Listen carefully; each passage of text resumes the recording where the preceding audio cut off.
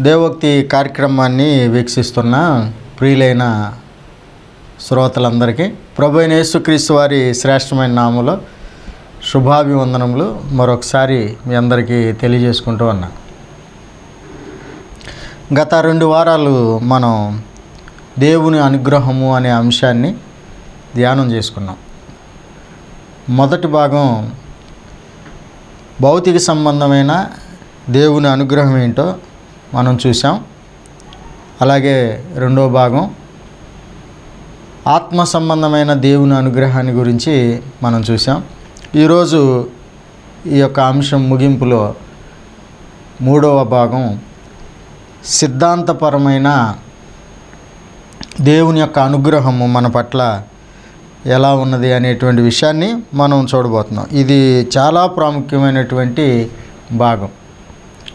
చాలామంది యేసు స్వామిని నమ్ముకున్నాం కదా, అంతే చాలు, భక్తి కలిగి ఉంటే చాలు, విశ్వాసం కలిగి ఉంటే చాలు, యథార్థంగా ఉంటే చాలు, నీతిగా ఉంటే చాలు అనేటువంటి ఆ భావన ఆలోచన కలిగి ఉండి సిద్ధాంతాన్ని ఏం చేస్తారంటే అవసరం లేనిదిగా భావిస్తారు. సిద్ధాంతాన్ని నిర్లక్ష్యంగా మాట్లాడతారు. సిద్ధాంతం ఏముందండి, యేసు ప్రభువుని నమ్ముకున్నాం కదా, అంతే చాలు అనేటువంటి ఆలోచన అభిప్రాయము కలిగి నిర్లక్ష్య ధోరణి కలిగి ఉంటారు. ఇది చాలా బాధాకరమైన విచారకరమైన విషయం. సిద్ధాంతం అనేది చాలా ప్రాముఖ్యమైనది. ఒకవేళ నువ్వు నిర్లక్ష్యంగా చూసినా, అశ్రద్ధ చేసినా, అవసరం లేదు అనుకున్నా, బైబిల్ అంతా కూడా సిద్ధాంతం మీదే ఆధారపడి ఉంది. మన విశ్వాసము, మన భక్తి, మన ఆరాధన, దేవుడు మన యొక్క ఆరాధనను అంగీకరించే విధానము సిద్ధాంతం మీదే ఆధారపడి ఉంది. నాణ్యానికి 2 షేడ్స్ ఎలాగో, బొమ్మ బొరుసు ఎలాగో, అలాగే ఒకవైపు విశ్వాస సంబంధమైన జీవితము, మరొక వైపు సిద్ధాంతపరమైనటువంటి జాగ్రత్త ఒక భక్తి కలిగినటువంటి వ్యక్తి దేవుని ఎదుట కలిగి ఉండాల్సినటువంటి అవసరం ఉంది. ఉదాహరణకు నేను ఒక విషయాన్ని చెప్పి ఆ తర్వాత ముందుకు తీసుకెళ్తాను. తిమోతితో అపోస్తులైనటువంటి పౌలు గారు అంటాడు, మొదటి పత్రిక 4:16 మీరు చూడగలిగితే, నిన్ను గూర్చియు నీ బోధను గూర్చియు జాగ్రత్త పడుము, వీటిలో నిలకడగా ఉండుము, అప్పుడు నిన్నును నీ బోధ వినువారిని రక్షించుకుందువు అంటాడు. బోధకుడు రక్షించబడాలన్నా, విశ్వాసి రక్షించబడాలన్నా, బోధకుడు జీవితం మీదను అలాగే ఆయన బోధ మీదను ఆధారపడి ఉంది అనే విషయం ఇక్కడ చాలా స్పష్టంగా తెలియజేయబడింది. నిన్ను గూర్చి అనేది వ్యక్తిగతమైన విషయం, బోధ అనేది సిద్ధాంతం, డాక్ట్రిన్. ఎక్కడా కూడా డాక్ట్రిన్ని అపోస్తులు విడిచిపెట్టలేదు. వ్యక్తిగతంగా మాదిరిగా ఉండమని చెప్పారు. అలాగే లేఖనాల విషయంలో, సిద్ధాంతపరమైన విషయంలో, డాక్ట్రిన్ విషయంలో చాలా జాగ్రత్తగా ఉండాలని కూడా హెచ్చరికలు చేయబడినాయి. సువార్తికులకు సంబంధించిన పత్రికలు, తిమోతి పత్రిక కానీ, తీతు పత్రిక కానీ, అలాగే ముఖ్యంగా సువార్తలకు సంబంధించిన పత్రికల్లో పౌలు గారు చాలా జాగ్రత్త చేశాడు, వారిని హెచ్చరించాడు. భిన్నమైన బోధల విషయంలో జాగ్రత్తగా ఉండండి, దుర్బోధ విషయంలో జాగ్రత్తగా ఉండండి అని చెప్పేసి. కాబట్టి సిద్ధాంతం అనేది తప్పనిసరిగా మన ఆత్మీయ జీవితానికి అవసరం. విశ్వాసం మాత్రమే, విశ్వాస సంబంధమైన జీవితం మాత్రమే కాదు, సిద్ధాంతపరమైన అనుగ్రహాలు తండ్రి అయినటువంటి దేవుడు మనకి ఏమి అనుగ్రహించాడనేది మూడో భాగంలో మనం చూడబోతున్నాం. ఇందులో మొదటి విషయం దేవుని రాజ్య మర్మములు. మత్తయి సువార్త 13వ అధ్యాయము 11వ వచనంలో, పరలోక రాజ్య మర్మములు ఎరుగుట మీకు అనుగ్రహింపబడి ఉన్నవి, కానీ వారికి అనుగ్రహింపబడలేదు. ఆ రోజుల్లో యేసు ప్రభువారిని సామాన్యులు అధికంగా వెంబడించారు. మత సంబంధమైన నాయకులు, గొప్పవారు, శాస్త్రులు, పరిసయ్యులు వీళ్ళందరూ కూడా యేసు ప్రభువారిని వ్యతిరేకించారు, ఎదిరించారు. అలాంటి పరిస్థితుల్లో యేసు ప్రభువారు తన దగ్గరకు వచ్చి దేవుని జ్ఞానాన్ని నేర్చుకుంటున్నటువంటి తన శిష్యులతో మీకు కలిగిన భాగ్యం ఏంటనేది వారితో మాట్లాడిన సందర్భంలో దేవుని రాజ్య మర్మములు ఎరుగుట మీకు అనుగ్రహించబడింది అన్నాడు. వారికి అనుగ్రహించబడలేదు. ఇక్కడ ఎవరు ధన్యులు, ఎవరు అదృష్టవంతులు, ఎవరు భాగ్యవంతులు అని అంటే దేవుని రాజ్య మర్మములు ఎవరైతే ఎరిగారో వారు ధన్యులు. దేవుని రాజ్య మర్మములు ఎరగని వారు దురదృష్టవంతులు, అభాగ్యులు. ప్రియమైన దేవుని పిల్లలారా, సహోదరి సహోదరులారా, మనందరం గమనించాల్సినటువంటి ప్రాముఖ్యమైన సంగతి ఏంటంటే దేవుని రాజ్య మర్మములు ఎరగటం అనేది ఎంతో ధన్యత. దేవుని రాజ్యం అనేది చాలా విలువైంది. యేసుప్రభువారు అలాగే యేసుప్రభువారి మార్గాన్ని సరళం చేయడానికి ముందుగా దూతగా పంపబడిన బాప్తిస్మిచ్చి యోహాను గారు వీరిద్దరి యొక్క ప్రసంగాల్లో తొలి అంశం, మొదటి సబ్జెక్టు దేవుని రాజ్యం గురించి. పరలోక రాజ్యం సమీపించున్నది, దేవుని రాజ్యం సమీపించున్నదని ఆనాటి ఇశ్రాయేలు శ్రోతలకి యోహాను గారు యేసుప్రభువారు ప్రకటించడం అనేది జరిగింది. యేసుప్రభువారు అయితే దేవుని రాజ్యము ఎంత ప్రాముఖ్యమైందో అనేది ఆయన ప్రకటన చేశాడు. ఏమి తిందుమా, ఏమి త్రాగుదుమా, ఏమి ధరించుకుందుమా అని మీ దేహమును గూర్చి చింతింపకుడి కానీ మొదట మీరు దేవుని నీతిని ఆయన రాజ్యమును వెతకుడి అన్నాడు. ఒక మానవుడు తన జీవితంలో ప్రథమ స్థానం దేవుని రాజ్యానికి ఇవ్వాలి అని తెలియజేశాడు. భోజనం కంటే, వస్త్రాల కంటే, వసతి కంటే ముందు వెతకాల్సింది దేవుని రాజ్యాన్ని అని యేసుప్రభువారు మత్తయి సువార్త 6వ అధ్యాయము 32వ వచనంలో ఆయన తెలియజేస్తాడు. ఆయన నీతిని, ఆయన రాజ్యమును మొదట వెతకండి అని అంటాడు. అట్లాగే యేసుప్రభువారితో పాటు ఇద్దరు దొంగల్ని సిలువేసినప్పుడు ఒక దొంగ మారుమనసు పొంది యేసుప్రభువారిని ఏం కోరుకుంటాడంటే, నీ రాజ్యములోకి వచ్చినప్పుడు నన్ను జ్ఞాపకం చేసుకోమని చెప్పేసి ఆయన అడుగుతాడు. ఆ సమయంలో ఆ సిలువ మీద దొంగ దేవుని రాజ్యం అనేది ఎంత విలువైందో, ఎంత కోరదగినదో అనేటువంటి దాన్ని ఆయన రుజువు చేశాడు. ఏమి రుజువు చేశాడు అని అంటే, ఆయన తన ప్రాణాన్ని రక్షించుకోవడానికి ప్రయత్నం చేయలే. యేసు ప్రభువారితో, నాయన నన్ను నువ్వు తప్పించినట్లయితే ప్రభువా, నేను ఇంకా బుద్ధిగా బ్రతుకుతాను, మారు మనసు పొందుతాను, దొంగతనాలు చేయను, నాకు ఒక అవకాశం ఇవ్వు, నాకు బ్రతకాలని ఉందని అనలేదు. కానీ నీ రాజ్యంలో నన్ను జ్ఞాపకం చేసుకోమని మాత్రమే అడిగాడు. అంటే అది ప్రాణం కంటే విలువైంది అని చెప్పేసి ఆ సిలువ మీద దొంగ రుజువు చేయటం అనేది జరిగింది. ఇంకా చెప్పాలంటే దేవుని రాజ్యం ఎంత విలువైందో అనే విషయానికి సంబంధించి చాలా విషయాలు ఉంటాయి, కానీ అవన్నీ ఇప్పుడు చెప్పుకునేటువంటి సమయం కాదు. దేవుని రాజ్య మర్మములు ఎరుగటం అనేది ఎంత భాగ్యమో అనేటువంటి విషయాన్ని ఇక్కడ మనం గమనించాల్సినటువంటి అవసరం ఉంది. సామాన్యులు, సాధారణమైనటువంటి వ్యక్తులు, పామరులు దేవుని రాజ్య మర్మమును ఎరిగేటువంటి అనుగ్రహం దేవుని వలన వారు పొందారు అనేటువంటి విషయం ఇక్కడ మనం చూస్తున్నాం. ఇది ఎంతో మహాభాగ్యం. నేడు యోగ్యమైన మంచి మనసుతో మనం వాక్యం వినగలిగితే, వాక్యాన్ని అర్థం చేసుకునే ప్రయత్నం మనం చేసినట్లయితే, వాక్యమునకు మనం విలువిచ్చినట్లయితే, ప్రాధాన్యత ఇచ్చినట్లయితే మనం కూడా ఆ అనుగ్రహాన్ని ఈ రోజున పొందగలం. ఆ అవకాశం మనకే ఉంది. దేవుడు పక్షపాతి కాడు. ఆ అనుగ్రహం మన అందరం పొందాలని దేవుడు కోరుకుంటున్నాడు. దేవుని రాజ్య మర్మములు మనకి తెలియకపోతే దేవుని రాజ్యాన్ని మనం చూడలేము, దేవుని రాజ్యాన్ని మనం పొందలేము, దేవుని రాజ్యంలో ఉండి ఆయన సేవ మనం చేయలేం. యేసుప్రభువారు రెండోసారి వచ్చినప్పుడు రాజ్యంలో ఉండి దేవునికి ప్రీతికరమైన సేవ చేసేటువంటి వారిని తండ్రికి అప్పగించడానికి ఆయన రాబోతున్నాడు.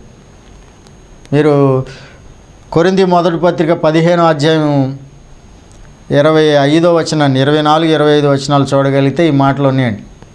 దురదృష్టం ఏంటంటే చాలామంది నీ రాజ్యం వచ్చునుగాక అని నేటికి ఎదురు చూసేటువంటి వారుగా ఉన్నారు. అప్డేట్ అవ్వలేదు. క్రీస్తు శకం 30కి 33కు మధ్యలో చేయాల్సినటువంటి ప్రార్థన, ఉంచాల్సినటువంటి నిరీక్షణ నేటికి కొనసాగిస్తున్నారు. నీ రాజ్యం వచ్చునుగాక అని. రాజ్యము క్రీస్తు శకం 33వ సంవత్సరంలో యేసుప్రభువారు స్థాపించటము, ఆయన దేవుని కుడిపార్శ్వమున కూర్చుని ఆ రాజ్యాన్ని ఆయన పరిపాలన చేయటము జరుగుతూ ఉంది. లేఖనాలు స్పష్టంగా చెప్తానున్నాయి. కానీ ఆ మర్మాలు తెలియక, గ్రహింపు లేక చాలామంది రాజ్యమునకు వెలుపలుండి నీ రాజ్యం వచ్చునుగా కానీ ప్రార్థన చేస్తూ ఉన్నారు. కానీ AD 33లో స్థాపించబడిన ఆ రాజ్యమును తీసుకెళ్ళి తండ్రికి అప్పగించడానికి యేసుప్రభువారు రాబోతున్నాడు. రాజ్యం తండ్రికి అప్పగిస్తాడు, అప్పుడు అంతం వస్తుందని చెప్పేసి కొరింథీ మొదటి పత్రిక 15వ అధ్యాయము 24, 25 వచనాల్లో పౌలు గారు స్పష్టంగా తెలియజేశాడండి. ఒకసారి మనం చూద్దాం. 24, 25 వచనాల్లో ఏముందంటే, అటు తర్వాత ఆయన సమస్తమైన ఆధిపత్యమును బలమును కొట్టివేసి తండ్రి అయిన దేవునికి రాజ్యం అప్పగించును, అప్పుడు అంతం వచ్చును అని లేఖనాలు స్పష్టంగా తెలియజేస్తూ ఉన్నాయి. దురదృష్టం ఏంటంటే ఈ యొక్క సంగతులు గ్రహించకుండా, తెలియకుండా చాలామంది వస్తాడు యేసయ్య, తెస్తాడు రాజ్యమయ్య అని అందులోకి ప్రవేశించడానికి లేఖనాలు చెబుతుంటే ఎదురు చూసేటువంటి దుస్థితిలో చాలామంది ఉండటం బాధాకరమైన విషయం. కాబట్టి దేవుని రాజ్య మర్మములు ఎరగటం అనేది మహాభాగ్యం. అది ఆనాడు మరి యేసుప్రభువారు పామరులకు, సామాన్యులకు ఆయన అనుగ్రహించాడు. ఎందుకంటే వారు యోగ్యమైన మంచి మనసుతో వాక్యం విన్నారు, ఆ మర్మాలు వారు గ్రహించగలిగారు. ఈ రోజున మనము దేవుని వాక్యం ముందు మనల్ని మనం తగ్గించుకుని దేన మనసు కలిగి చక్కగా వాక్యాలను మన హృదయంలోనికి చేర్చుకుంటే, మనం మంచి మనసుతో వాటిని ఆలకిస్తే రాజ్యం యొక్క మర్మం మనకి తెలిసే అవకాశం ఉంది. లేదంటే మనము రాజ్యాన్ని ఎరగక రాజ్యానికి వెలుపలుండి నశించిపోయేటువంటి దుస్థితిలో ఉంటాము. అలాగ నశించిపోవటం ఎవరి విషయంలో దేవునికి ఇష్టం లేదు. అలాగే ఆయన సేవకులు కూడా ప్రేమతో మరి అందరూ కూడా రాజ్యమును చూడాలని, రాజ్యాన్ని ఎరగాలని, అందులో ఉండి దేవుని సేవించి నిత్య జీవం పొందాలనేటువంటి ఆ యొక్క ఆలోచనతో, ప్రేమతో మరి వివరించే ప్రయత్నాలు చేస్తూ ఉన్నారు. అలాంటిదే ఈ ప్రయత్నం కూడా. సరే, ఇందులో రెండవ విషయాన్ని మనం చూసినట్లయితే, రక్షణార్థమైనటువంటి జ్ఞానాన్ని దేవుడు అనుగ్రహించాడు. దీనిని మనం పొందుకోవాలి. రక్షణార్థమైనటువంటి జ్ఞానం. లోకంలో రక్షణ పొందామని చెప్పుకునేవారు, లేకపోతే నేను ఇన్ని ఆత్మలను రక్షించానని చెప్పేటువంటి దేవుని సేవకుణ్ణి అనేటువంటి వ్యక్తి కూడా రక్షణకు సంబంధించిన జ్ఞానం లేకుండా ఉండటం చాలా హాస్యాస్పదం, శోచనీయం, బాధాకరమైన విషయం. నేను చెప్తాను ఏంటంటే ఎందుకు జ్ఞానం లేకుండా ఉన్నారనేది. రక్షణకు సంబంధించిన జ్ఞానం బొత్తిగా లేని వాళ్ళు దైవజనులుగా చాలామంది అవుతున్నారు.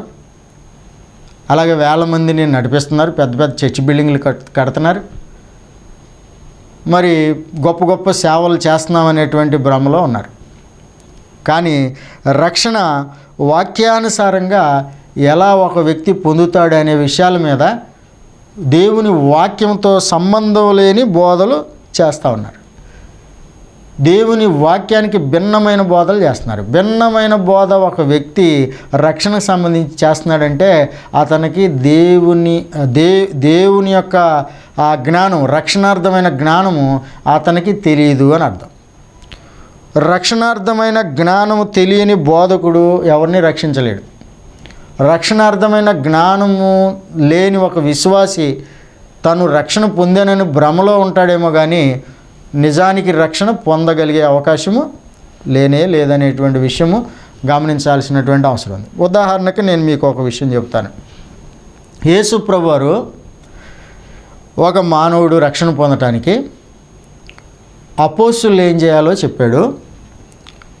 అలాగే అపోస్తులు ఎదుట ఉన్నటువంటి అపోస్తులు వాక్యం విన్నటువంటి విశ్వాసులు ఏం చేయాలో కూడా తెలియజేశాడు. ఆయన ఏం చెప్పాడంటే, మీరు సర్వలోకమునకు వెళ్ళి సర్వ సృష్టికి సువార్త ప్రకటించుడి అన్నాడు.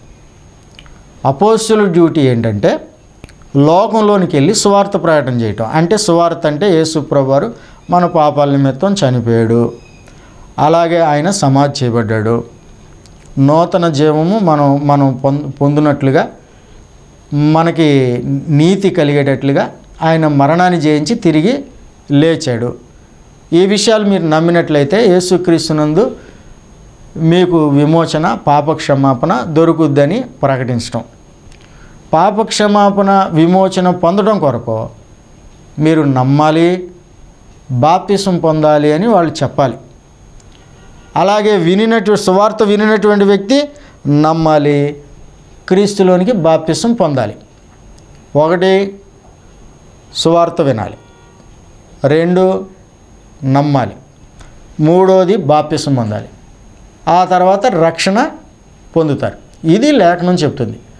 కానీ నేడు అనేక మంది ఏం చెప్తున్నారంటే, నమ్మి రక్షణ పొందినవాడు బాప్తిసం పొందాలంటున్నారు. మొదట నమ్మటము, 2 రక్షణ పొందటము, 3 బాప్తిసం అంటున్నారు. బాప్తిసం అనేది రక్షణ పొందటానికి ఒక పాపి అయిన మానవుడు తన విశ్వాసానికి విధేయతగా చేయాల్సినటువంటి కార్యక్రమం. నమ్మి బాప్తిసం పొందినవాడు రక్షించబడిన అనేది 1, 2, 3 అనేది క్రమం. కానీ ఆధునికంగా అయ్యగారులు ఏం బోధ చేస్తున్నారంటే, నమ్మండి, రక్షించబడండి, బాప్తిసం పొందండి అంటున్నాడు. రక్షణ పొందితే అసలు బాప్తిసంతో పనే ఉండదు. బాప్తిసం పొందితేనే రక్షణ. కాబట్టి ఈ యొక్క జ్ఞానము ప్రజలకి వినేవారికి లేకుండా పోయింది. బోధించే వాళ్ళేమో దీన్ని అక్రమంగా బోధిస్తున్నారు. అలాగూ అయ్యగారులు చెప్పినట్లుగా విని అనేక మంది మేము రక్షించబడ్డామనేటువంటి భ్రమలో ఉండిపోతున్నారు. రక్షణ పొందేసాము అని చెప్పేసి అనుకుంటున్నారు. ప్రియమైన దేవుని పిల్లలారా, రక్షణార్థమైన జ్ఞానము ఒకడు అక్రమంగా బోధిస్తున్నాడంటే ఆ జ్ఞానము ఆయనకి సరిపడా లేదు అని చెప్పేసి అర్థం. కాబట్టి దేవుని యొక్క జ్ఞానం ఏం చెబుతుందంటే, నమ్మి బాప్తిసం పొందినవాడు రక్షింపబడిన, ఇది క్రమం. నమ్మి రక్షణ పొందినవాడు బాప్తిసం పొందాలనేది అక్రమం. జ్ఞానం ఏంటో అజ్ఞానం ఏంటో మీరు గ్రహించుకోవాల్సినటువంటి అవసరం ఉంది. ఒక సందర్భంలో యేసు ప్రభువారు ఈ రక్షణార్థమైన జ్ఞానాన్ని మనకి ఇవ్వటానికి లోకానికి వచ్చాడని, దేవుడు దాన్ని మనకు అనుగ్రహించాడని లూకా సువార్త 1వ అధ్యాయము 78వ వచనంలో తెలియజేయబడింది. తన ప్రజలకు రక్షణ జ్ఞానము ఆయన అనుగ్రహించున్నట్లు ఆయన మార్గములను సిద్ధపరచుటకై నీవు ప్రభునకు ముందుగా నడుతువు. అంటే యేసు ప్రభువారి యొక్క మార్గాన్ని సరళం చేయడానికి వచ్చిన యోహాను గారి గురించి మాట్లాడే సందర్భంలో ఆయన ఎవరు మార్గం అయితే సరళం చేస్తాడో ఆయన ఏం చేస్తాడంట, ప్రజలకి రక్షణ జ్ఞానమును అనుగ్రహిస్తాడంట. తన ప్రజలకు రక్షణ జ్ఞానమును ఆయన అనుగ్రహించున్నట్లు అని చెప్పేసి అన్నాడు. యేసు ప్రభువారు ఈ లోకంలో దేవుని ప్రజలకు రక్షణకు సంబంధించిన జ్ఞానాన్ని అనుగ్రహించటానికి దేవుని అనుగ్రహంగా ఈ లోకానికి ఆయన పంపబడ్డాడు. కాబట్టి రక్షణకు సంబంధించిన జ్ఞానము యేసు ప్రభువారు చెప్తాడు. యేసు ప్రభువారు అపోస్తులకు చెప్పాడు. అపోస్తులు ఆదిమ సంఘానికి ప్రకటించారు.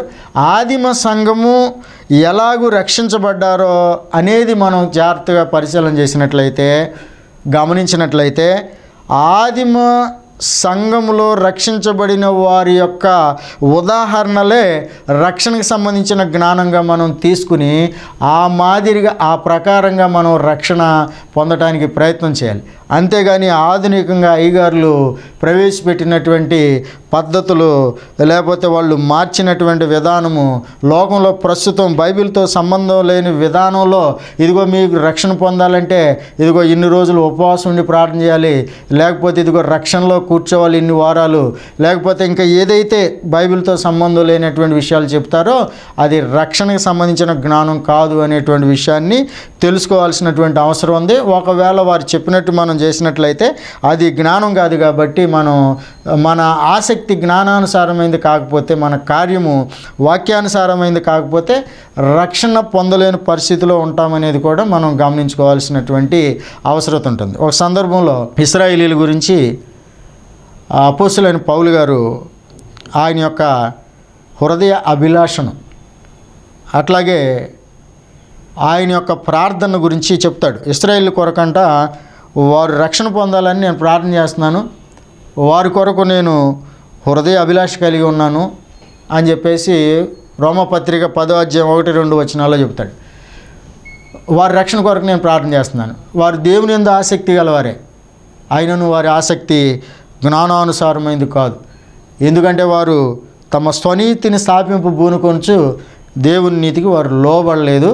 కాబట్టి జ్ఞానానుసారమైన ఆసక్తి వాళ్ళకి లేదు. కాబట్టి వారు ఆత్మలు రక్షణ పొందలేవు. కాబట్టి వారు జ్ఞానానుసారమైన ఆసక్తి కలిగి ఆత్మను రక్షించుకునే విధానం వారికి దేవుడు ఇవ్వాలని వారి కొరకు నేను హృదయపూర్వకంగా ఆశిస్తున్నాను, ప్రార్థిస్తున్నాను అనేటువంటి మాటను ఆయన తెలియజేయటం అనేది జరిగింది. కాబట్టి ప్రియులారా, రక్షణార్థమైన జ్ఞానం మనకి లేకపోతే మనము రక్షణ పొందేము అనేటువంటి ఆలోచనతో మనం ఉంటాము, కానీ రక్షణను పొందుకునే పరిస్థితి ఉండదు. యేసుప్రభు వచ్చినప్పుడు తెలుస్తుంది. అప్పుడు తెలిసిన మనం ఏమి మార్చుకోవడానికి కానీ సరి చేసుకోవడానికి కానీ అవకాశం ఉండదు. ఇప్పుడే మనము రక్షణార్థమైన జ్ఞానం పరిశుద్ధ లేఖనాల్లో ఉంది. దానిని మనం తెలుసుకునే ప్రయత్నం చేయాలి, తెలుసుకోవాలి. జీవితకాలంలో తెలుసుకుని మన విశ్వాసాన్ని సరి చేసుకుని రక్షణ పొందామంటే పర్లేదు, లేదు అని అంటే నశించిపోయేటువంటి ప్రమాదం ఉంది. సీరియస్గా ఈ విషయాన్ని ఆలోచించాల్సినటువంటి అవసరత ఉంది అని ప్రేమతో నేను ఈ యొక్క విషయాన్ని మీ దృష్టికి తీసుకొస్తున్నాను. పౌలు గారు ఒక సందర్భంలో తిమోతికి జ్ఞాపకం చేస్తాడు ఒక విషయాన్ని.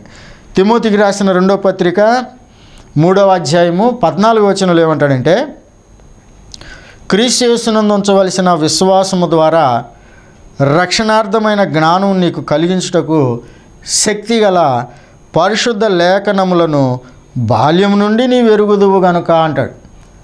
తిమోతి బాల్యం నుండి రక్షణార్థమైన జ్ఞానాన్ని కలిగించే శక్తిగల పరిశుద్ధ లేఖనములను ఆయన ఎరిగి ఉన్నాడని పౌలు గారు ఆయనకి గుర్తు చేస్తాడు. రక్షణార్థమైన జ్ఞానం ఎక్కడుంది అని అంటే పరిశుద్ధ లేఖనములలో ఉంది. మనము ఏ పని చేయాలన్నా లేఖనం ఏం చెప్తుంది అనేది చూసుకోకుండా ఎవరో చెప్పారని ఆ ప్రకారం మనం చేసేసినట్లయితే అది లేఖనానుసారమైంది కాకపోతే, అది జ్ఞానానుసారమైంది కాకపోతే మనల్ని ఎవరు కూడా రక్షించలేరు. అజ్ఞానంగా మనల్ని రక్షణలోకి నడిపించానని చెప్పినటువంటి బోధకుడే రేపు దేవుని ఎదుటికి వెళ్ళినప్పుడు యేసుప్రభు అంటాడు, నిన్ను ఎనడు నేను ఎరగను అని అంటాడు. ఆయన పరిస్థితి ఎలాగుంటే ఆయన వెనక వెళ్ళిన మన పరిస్థితి ఎలాగుంటుంది అనేది కనీసం విశ్వాసులన్నా కొంచెం అప్రమత్తంగా ఉండాల్సిన అవసరం ఉంది. ఈ విషయాలు ఆలోచన చేయాల్సినటువంటి అవసరం ఉందండి. నేను విషయాన్ని మీకు తెలియజేసే ప్రయత్నం చేస్తున్నాను. విమర్శించడం నా ఉద్దేశం కాదు, విమర్శించాల్సిన అవసరం కూడా నాకు లేదు. వివరించి చెబుతున్నాను అనేది మీరు ఆలోచన చేసుకోగలిగితే నేను చెప్పే సంగతులు మీకు అర్థమవుతాయి. కాబట్టి ప్రియులారా, రక్షణార్థమైన జ్ఞానం పరిశుద్ధ లేఖనాల్లో ఉంది. లేఖనాలకి భిన్నంగా ఎవరన్నా రక్షణ ఎలాగూ అలాగూ అని చెప్తే వాటిని నమ్మి ఆ ప్రకారం మనం చేసినట్లయితే మనం ఆత్మ సంబంధమైన ఈ విషయంలో మోసపోతాం, మనల్ని మనమే మోసం చేసుకుంటున్నాం అనేటువంటి సత్యాన్ని మనము గుర్తించాల్సినటువంటి అవసరం ఉంది. తర్వాత మనం చూసినట్లయితే 4వది, ధైర్యంగా మాట్లాడేటువంటి శక్తిని తండ్రి అయిన దేవుడు ప్రార్థన ద్వారా అపోస్తులకి అనుగ్రహించడం అనేది జరిగింది. ఆదిమ సంఘము అపోస్తుల కొరకు వారు ప్రార్థన చేశారు. అట్లాగే వారు కూడా అపోస్తులు కూడా కోరుకున్నారు, మీరు మా కొరకు ప్రార్థన చేయండి, మేము ధైర్యంగా దేవుని యొక్క వాక్యాన్ని అనుగ్రహించే శక్తిని దేవుడు మాకు ఇచ్చేటట్లుగా మీ ప్రార్థనలో జ్ఞాపకం ఉంచుకోండి అని చెప్పేసి ఆయన అపోస్తులైన పౌలు గారు ఎఫెసీ 6:20లో మాట్లాడతాడు. తర్వాత మనం చూసినట్లయితే లూకాసు వార్త 21:15లో ఈవెన్ ఎనిమీస్ అయిన, శత్రువులైన, విరోధులైన అపోస్తులు మాట్లాడితే, అపోస్తులు వాక్యం చెప్తే కాదనటానికి కానీ ఎదురాడటానికి కానీ వీలు కాని వాక్కులను దేవుడు వారికి అనుగ్రహించాడు అనేటువంటి విషయం స్పష్టంగా తెలియజేయబడింది. లూకాసు వార్త 21:15లో అంటాడు, మీ విరోధులందరూ ఎదురాడుటకును కాదనుటకును వీలు కాని వాక్కును జ్ఞానమును నేను మీకు అనుగ్రహింతును అని చెప్పేసి తెలియజేయడం అనేది జరిగింది. కాబట్టి అపోస్తుల మాటలు ఏవైతే ఉన్నాయో వాటిని ఎవరు కూడా కాదనటానికి ఎదురాడటానికి వీలు కాని వాక్కులుగా దేవుడు వారికి అనుగ్రహించాడు. వారికి అనుగ్రహించబడిన దేవుని వాక్కును ఎవరైనా సరే ఎదిరించడానికి కానీ కాదనటానికి కానీ వీల్లేదు. ఆ వ్యక్తి తన మేలు కోరుకున్నవాడైతే, తన ఆత్మను రక్షించుకోవాలనుకున్నటువంటి వాడైతే, తన ఆత్మ విషయంలో శ్రద్ధ కలిగిన వాడైతే, పరలోకం చేరుకోవాలి, నిత్య జీవం పొందాలనేటువంటి ఆలోచన ఏ కోశాన ఉన్నా అతను ఏం చేయాల్సి ఉంది అని అంటే, అపోస్తులు ఏది చెబితే దానికి శిరస్సు వంచాలి, దాన్ని అంగీకరించాలి, అట్లాగే ఒప్పుకోవాలి తప్పితే ఏమాత్రము ఎదురాడినా లేకపోతే కాదన్నా తను నశించిపోయేటువంటి ప్రమాదం ఉంది. ఎందుకంటే తండ్రి అయిన దేవుడు అపోస్తులకి మాత్రమే తన సంకల్పాన్ని సంపూర్ణంగా తెలియజేశాడు. వారికి వారి యొక్క ఎదురాడటానికి వీలు కాని వాక్కులను ఇచ్చాడు. అందుకనే పౌలు గారు మరొక సందర్భంలో ఏం తెలియజేస్తాడని, ఒక సందర్భంలో ఏం చెప్తాడంటే గలతీలతో చెప్తాడు, మేము మీకు ప్రకటించిన సువార్త గాక మరి ఒక సువార్తను మేమైనను పరలోకం నుండి వచ్చిన ఒక దూత అయినను మీకు ప్రకటించినట్లయితే అతడు శాపగ్రస్తుడవును గాక అన్నాడు. మరలా మేము ప్రకటించిన వార్తనే మరోసారి వచ్చినప్పుడు మార్చడానికి కూడా మాకు అధికారం లేదు. పరలోకం నుండి వచ్చి చెప్పానన్న ఒక దూతకు కూడా అధికారం లేదు. ఒకవేళ మార్చి ఎవరన్నా చెప్పినట్లయితే, భిన్నమైన సువార్త ప్రకటన చేసినట్లయితే వారు శాపగ్రస్తులు అవుతారని ఆయన హెచ్చరించడం అనేది జరిగింది.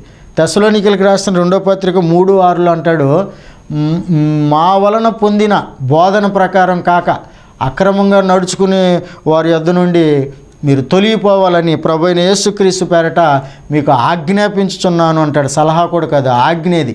అపోస్తుల బోధ ఆజ్ఞతో కూడింది. కాబట్టి ఆ బోధన ప్రకారం మనం ఏం చేసినా దాని వలన అపోస్తుల బోధ కానిది ఏదైనా మనం చేసినట్లయితే అందులో ప్రమాదం ఉంది. అందులో నుంచి మనం దాన్ని గమనించి తొలగిపోవాల్సినటువంటి ఆజ్ఞ కూడా మనకి చేయబడింది అనేటువంటి విషయాన్ని గమనించి మనము దేవుడు అపోస్తులకు అనుగ్రహించినటువంటి వాక్కులు ఏవైతే ఉన్నాయో వాటి పరిధిలో మన విశ్వాసము, మన భక్తి, మన ఆరాధన, మన ఆత్మ సంబంధమైన ప్రతి కార్యము ఉండేటట్లుగా జాగ్రత్త పడినట్లయితే పర్లేదు. ఒకవేళ నిర్లక్ష్యం చేసినట్లయితే మనము నశించిపోయే ప్రమాదం ఉంది అనేటువంటి విషయాన్ని మనము గమనించుదాం. తర్వాత నేను దేవుని అనుగ్రహము అనే ఈ అంశంలో 3 భాగాలు మీ ముందుకు తీసుకుని వచ్చాను. భౌతిక సంబంధమైనది, ఆత్మ సంబంధమైనది, సిద్ధాంతపరమైనది. సిద్ధాంతపరమైన విషయాలు ఈ రోజుతో నేను ముగించాలని అనుకున్నాను, కానీ సమయం సరిపోలేదు. ఇంకొక ప్రాముఖ్యమైన పాయింట్ ఉంది. దేవుని చిత్తమైతే నెక్స్ట్ వీక్ ఆ పాయింట్ నేను వివరించి ఈ అనుగ్రహము అనే అంశాన్ని ముగించడానికి ప్రయత్నం చేస్తాను. శ్రద్ధగా దేవుని మాటలు ఆలకించిన ప్రియులైన మీ అందరికీ మరొకసారి ప్రభువైన యేసుక్రీస్తు వారి శ్రేష్టమైన నామములో హృదయపూర్వకమైన శుభాభివందనములు తెలియజేసుకుంటూ ఉన్నాను. నేను చెప్పిన మాటలలో మీకేమన్నా సందేహాలు, అర్థం కాని విషయాలు ఉంటే నన్ను అడిగి తెలుసుకోవడానికి ప్రయత్నం చేయాలని ప్రేమపూర్వకంగా మీకు తెలియజేస్తూ నేను ఆప్ చేస్తున్నాను. మరొకసారి ప్రియులైన మీ అందరికీ హృదయపూర్వకమైన వందనాలు.